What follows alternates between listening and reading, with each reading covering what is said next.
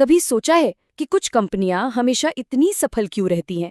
ऐसा लगता है जैसे उन्हें कोई हिला भी नहीं सकता। तो आज हम उनके उन्हीं छुपे हुए राजों से पर्दा उठाएंगे।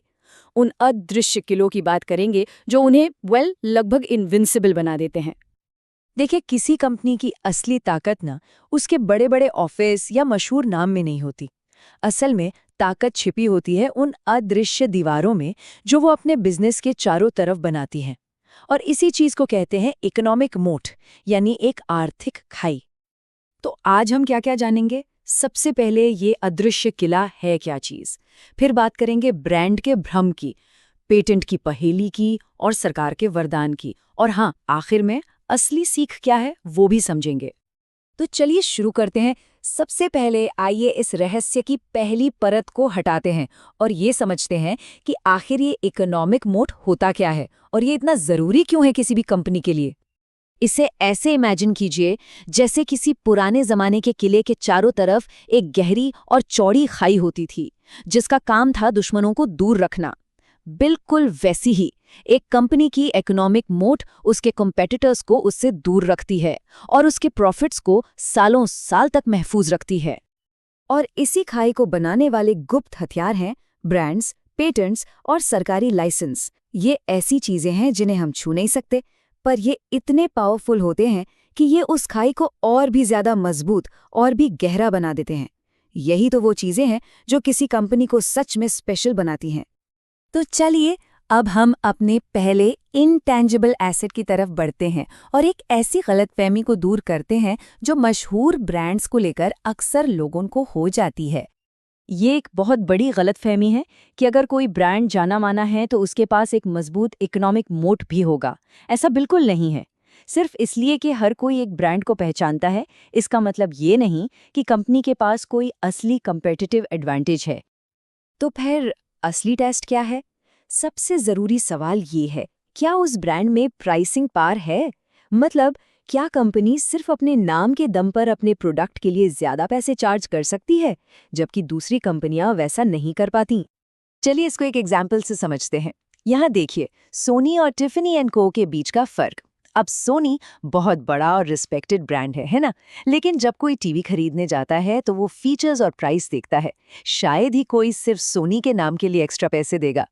पर टिफनी के उस ब्लू बॉक्स के लिए लोग खुशी खुशी प्रीमियम प्राइस देते हैं। ये देखिए, टिफनी एंड को से एक 1.08 कैरेट डायमंड रिंग की कीमत है $13,900। और हाँ, ये उस फेमस ब्लू बॉक्स में आती है जिसकी अपनी ही एक वैल्यू है। और ये बिल्कुल same size, same colour, same quality के हीरे की कीमत है एक कंपेटिटर के पास। फर्क देखा? लगभग $5,000 का। ये फर्क प्रोडक्ट का नहीं है, ये फर्क है ब्रांड की ताकत का। इसी को कहते हैं असली प्राइसिंग पावर। अच्छा, एक और मजेदार एग्जाम्पल देखते हैं। ये यूएसजी कंपनी के शीट रॉक ड्राईवॉल का डिस्क्रिप्शन है। सुनने में काफी बोरिंग सा कंस्ट्रक्शन प्रोडक्ट लगता है, आग से बचाने वाला जिप्सम कोर रिसाइकल पेपर, है ना? और अब जरा इसके कंपेटिटर का डिस्क्रिप्शन देखिए। ये तो लगभग वर्ड फॉर वर्ड सेम है। मतलब प्रोडक्ट में जरा सा भी फर्क नहीं है, दोनों एक ही चीजें हैं। लेकिन इसके बावजूद शीटरॉक अपने ब्रांड नाम की वजह से 10 से 15% ज्यादा प्राइस चार्ज करता है। क्यों? क्योंकि कॉन्ट्रैक्टर्स को भरोसा है कि शीटरॉक की क्वालिटी अच्छी होगी और वो उस भरोसे के लिए एक्स्ट्रा पैसे देने को तैयार हैं। ये है एक मजबूत मोट का परफेक्ट एग्जाम्पल। अच्छा, अब आगे बढ़ते हैं पेटेंट्स पर। पहली नज़र में पेटेंट्स तो एकदम सॉलिड सुरक्षा कवच लगते हैं, एक ऐसी ढाल जो किसी कंपनी के इन्वेंशंस को कॉपी होने से बचाए। लेकिन इसमें भी एक पैराडॉक्स है, इनके अपने छुपे हुए खतरे होते हैं। तो बात यह है कि सिर्फ पेटेंट पर टिका हुआ मोट हमेशा मजबूत नहीं होता। पहली बात, हर पेटेंट की एक एक्सपायरी डेट होती है, हमेशा के लिए नहीं होता। दूसरी, जितना ज़्यादा प्रॉफिटेबल पेटेंट होगा ना, उतना ही उसे कोर्ट में चैलेंज किया जाएगा। और तीसरी, सिर्फ एक या दो पेटेंट के भरोसे बैठना बहुत ही ज़्यादा रिस्की हो सकता है।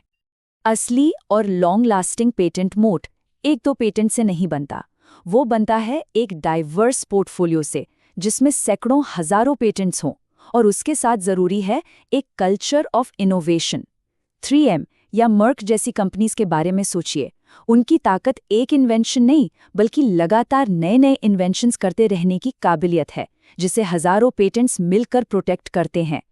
तो चलिए अब देखते हैं कि सरकारी नियम और लाइसेंस कैसे कुछ सबसे मजबूत और लगभग ना तोड़े जा सकने वाले मोट्स यानी खाइयां बना सकते हैं। इसे कहते हैं रेगुलेटरी स्वीट स्पॉट। देखिए, यूटिलिटी कंपनीज जैसे बिजली या पानी की कंपनी और फार्मा कंपनीज दोनों को काम करने के लिए सरकारी अप्रूवल चाहिए, लेकिन एक बड़ा फर्क है। यूटिलिटीज के प्राइस भी रेगुलेटर्स कंट्रोल करते हैं, जबकि फार्मा कंपनीज के प्राइसेस पर अक्सर कोई कंट्रोल नहीं होता, और यही चीज उन्हें बेहद प्रॉफिटेबल बनाती है। जरा इस नंबर पर गौर कीजिए, 50% से भी ज्यादा। ये है मूडीज का ऑपरेटिंग मार्जिन जो बॉन्ड रेटिंग इंडस्ट्री में है। ये एक ऐसी इंडस्ट्री है जहां नए कॉम्पिटिटर्स का आना ऑलमोस्ट इम्पॉसिबल है, और इसी वजह से मूडीज इतना जबरदस्त प्रॉफिट कमा पाती है। जी हाँ, ये कोई टाइपिंग मिस्टेक नहीं है। और कभी-कभी सबसे बेहतरीन मोड्स एक बहुत ही सिंपल चीज से बनते हैं, जिसे कहते हैं NIMBY या not in my backyard effect. सोचने वाली बात है, कौन अपने पड़ोस में कचरे का ढेर या पत्थर की खदान चाहेगा? कोई नहीं। बस इसी वजह से जो कंपनीज पहले से इन बिजनेस में हैं, उनके लिए कंपटीशन ऑलमोस्ट जीरो हो जाता है, क्योंकि किसी नई कंपनी को ऐसी चीजों के लिए अप्रूवल मिलना नेक्स्ट टू इम्पॉसिबल है। तो ब्रांड्स, पेटेंट्स और रेगुलेशंस, इन सबको इतनी गहराई से देखने के बाद असली सीख क्या मिलती है? मतलब द रियल टेकअवे क्या है? यहाँ 3 सिंपल रूल्स हैं जो एक सचमुच मजबूत कंपनी को पहचानने में मदद करेंगे।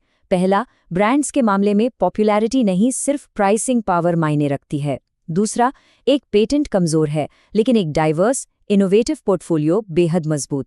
और तीसरा, रेगुलेशंस के मामले में सबसे अच्छा मोट वो है जो कंपटीशन को तो रोके, लेकिन प्राइसेस को नहीं। तो अगली बार जब किसी कंपनी पर नजर डाले तो सिर्फ उसके प्रोडक्ट्स मत देखिए, उन छिपी हुई ताकतों को ढूंढने की कोशिश कीजिए, उन अदृश्य किलों को जो उसे असल में कंपटीशन से बचाते हैं। अक्सर वही कंपनी की सबसे कीमती एसेट होते हैं, और यही है असली और लॉन्ग लास्टिंग सक्सेस का राज।